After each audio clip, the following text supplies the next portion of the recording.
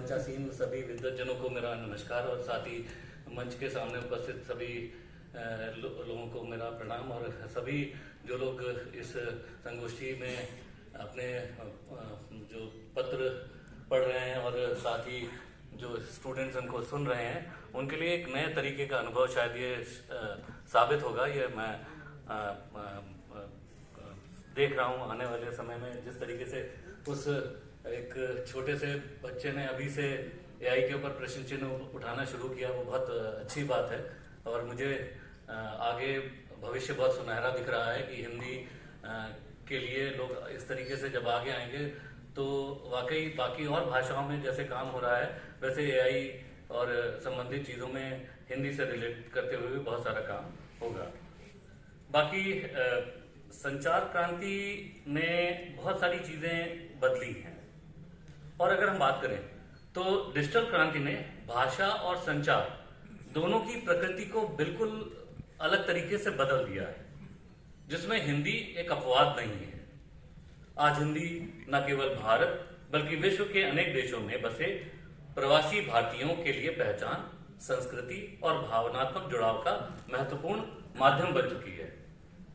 ऐसे में ये जो विषय लिया गया है डिजिटल हिंदी संचार, भविष्य और चुनौतियां, और विशेषकर हिंदी का प्रवासी और प्रवासी के हिंदी के संदर्भ में ये अत्यंत समसामयिक और प्रासंगिक हो जाता है। अगर हम भारत की बात करें तो भारत में इंटरनेट और स्मार्टफोन और सस्ते डेटा के प्रसार में हिंदी भाषी उपयोगकर्ताओं की संख्या बहुत तेजी से बढ़ रही है। सोशल मीडिया पे हिंदी सामग्री की हिस्सेदारी लगातार बढ़ रही है। आज आप गरीब रिक्शा चालक के हाथ में भी मोबाइल फोन देखते हैं और वो अंग्रेजी में नहीं हिंदी माध्यम में बात कर रहा है, और वो व्हाट्सएप पे संदेश भी टाइप बोल करके कर रहा है, हिंदी भाषा में बदल रहा है।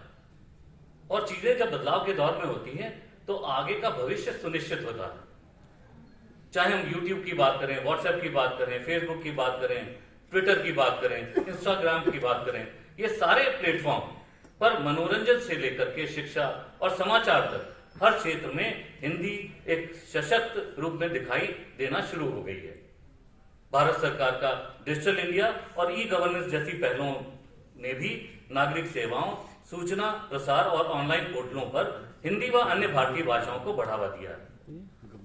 अगर डिजिटल हिंदी संचार की बात करें तो डिजिटल हिंदी संचार आधार यूनिकोड आधारित देवनागरी लिपि, विभिन्न इनपुट टूल्स जैसे InScript, phonetic, transliteration, voice to text, auto suggestion जैसी सुविधाएं हैं।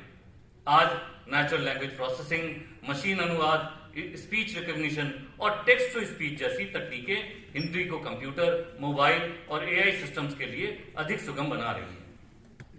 हमको याद है आज से करीब 10-12 साल पहले आदरणीय पवन जी के साथ में हम किसी वेबसाइट पे काम कर रहे थे, और उस समय कृतिदेव एक माध्यम हुआ करता था जिसमें वेबसाइट्स बनाते थे तो दूसरे के सिस्टम पे खुलती नहीं थी जब तक कि उन सिस्टम्स में कृतिदेव नहीं होता था। फिर धीरे धीरे मंगल आना शुरू हुआ, हमने वेबसाइट बनानी शुरू की, कई सारी वेबसाइट्स उस समय बनाई। लेकिन आज आपके पास ऐसे ऐसे प्लेटफॉर्म्स हैं जिनमें आप खाली दीजिए कि हमको हिंदी भाषित एक वेबसाइट बनानी है और बहुत कम समय में किसी एआई टूल से वो वेबसाइट आपके सामने बन करके आ जाती है।